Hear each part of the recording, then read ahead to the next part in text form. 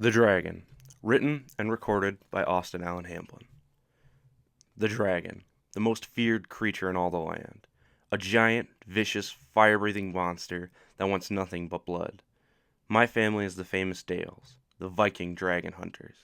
My father has slayed over 20 different dragons, along with all of my uncles and cousins.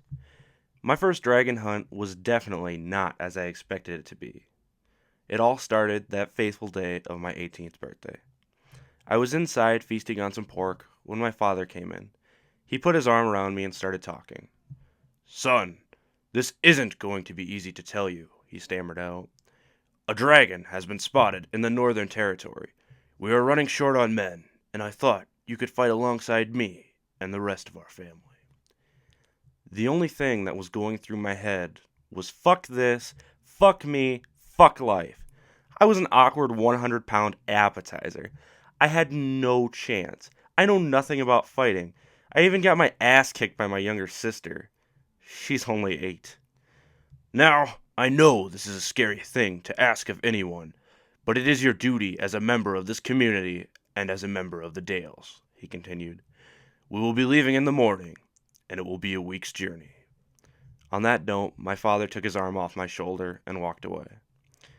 As he walked out, I could hear him whisper, "I promise, everything will be okay, son." That night, I tried to get as much sleep as I could, but I couldn't get an ounce. I kept on thinking that raging monster I would have to fight in about a week. The next morning, as we left, the whole community came out and showed their support. A local girl even came up and thanked me, with a kiss. I guess if I was going to die, at least I was going to get a kiss from a pretty girl first, is how I looked at it. I hate to admit it, but the next week was one of the best weeks of my life. Every night we feasted and had a little festival around the fire. We talked about good times and the elders shared war stories of their past. Then the day came. My father pointed to a cave near the center of the mountain and yelled, "Boys, there she be, the beast without a heart." We climbed the mountain as fast as we could. Then we were held up on each side of the cave entrance, waiting to strike. When my father suggested that they send me in first, before I could even answer, he threw me in the cave. I pulled out my sword and started randomly swinging and yelling in the dark until I hit something. I could feel something warm fall onto my face. Then my uncle walked in with a torch, and I could see that the warm liquid was blood. And on the ground was a tiny lizard. Everyone started cheering and yelling. I was so confused. I had no idea what was going on. I thought we had to kill a dragon. "Good work, son," my father said as he congratulated me. "Now, it's time we let you in on the secret of the dragon. There are no such things. We made this up so that we could scare other empires and forces away.